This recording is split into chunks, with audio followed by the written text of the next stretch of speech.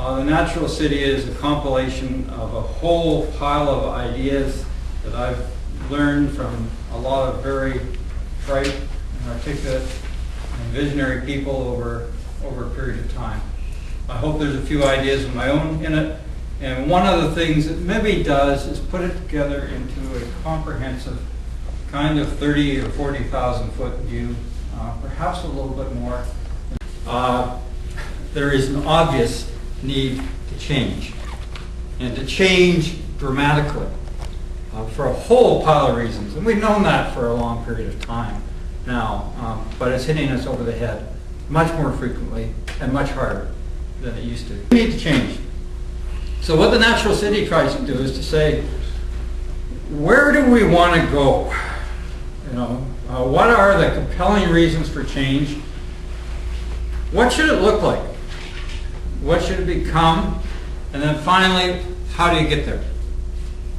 Well, we have a local document called the Regional Growth Strategy. Been in place for 5 years now, and certainly been in the mix. It was a very difficult birth, the Regional Growth Strategy.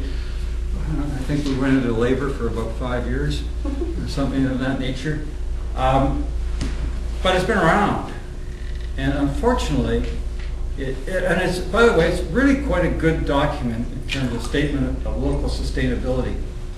If you look at it and read it, it is. It's got a lot of good stuff in it.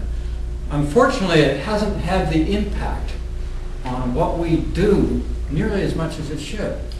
And you look and say, well, why? Well, partly because it was never, ever a document of the general public, of the citizenry. You know, the Regional Growth Strategy was created by the wizards and witches, and it remained with them, you know, largely. The experts, or whatever it might be. I was a facilitator in the Regional Growth Strategy process. I wasn't an elected official at that time. Still a real person. And I can remember going to one of the great public forums for public consultation. And I had a number of people who wanted to go to, so I took my car rather than going, as I would usually, by bike. And there were 5 of us in my car. When we got there, we doubled the audience. Yeah, this was one of the cumulative, Jesus, you know. I mean, most people don't have a clue. You know, they didn't have a clue. They didn't really know what was going on with it at all. And that was one problem. The other problem is it's a high-level conceptual document, lots of good words in it, but it really isn't particularly vision or goal-oriented. It doesn't set a clear, concise vision that people can look at.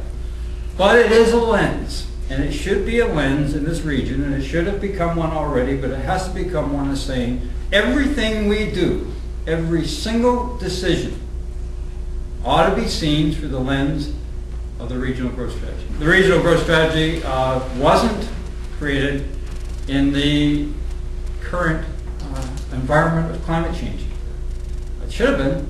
You know, I mean, in 1992, CRD, and I can remember again being involved in that to some degree, did a little thing on climate change and made some recommendations, you know, 16 years ago that you know, were gratefully accepted and put up there, and never heard again.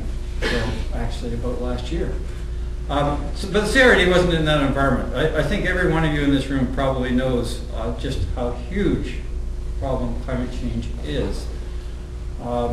So clearly, you know, we have a second lens that we ought to have in this region, that whatever we do should go through the lens of climate change and say, does this action contribute to a local solution, to our part of the solution of that problem? If it doesn't, it shouldn't happen. Okay, simple.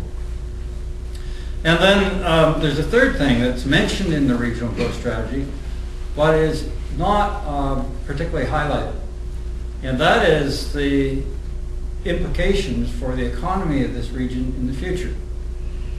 Any economy, for it to work well and to grow in the future and be successful, is going to always need an ongoing flow of investments, of wealth, of skill, of talent.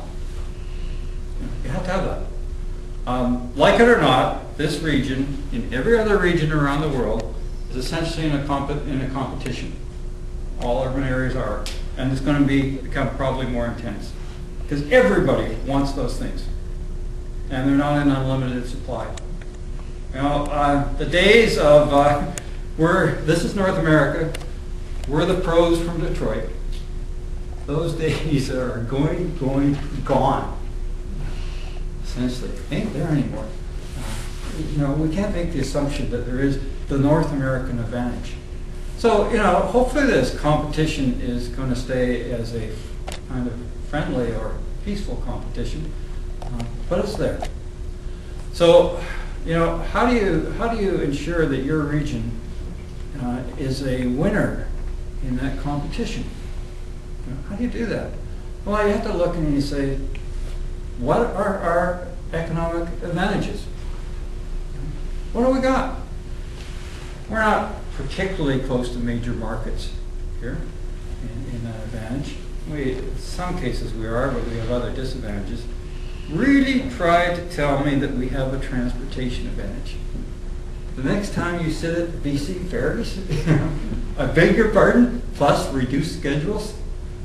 No, we don't.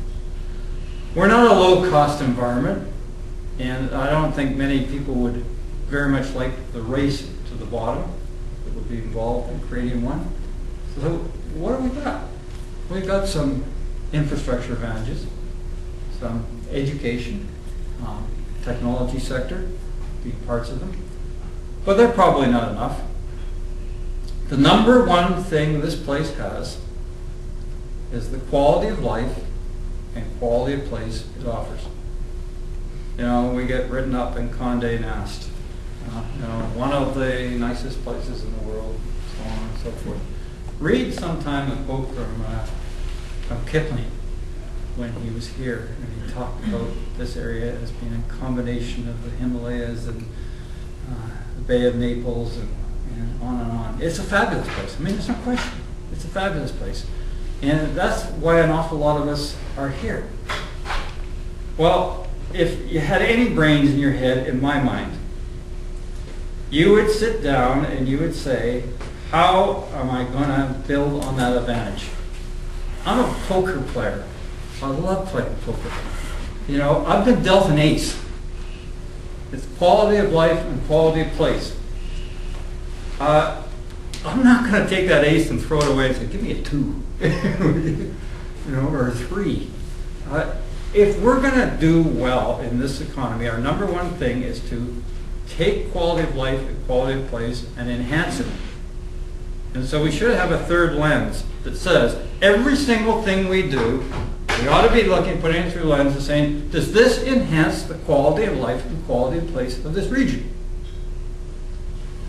For people who live here, but also for our economic future. And if the answer is no, then we shouldn't do it.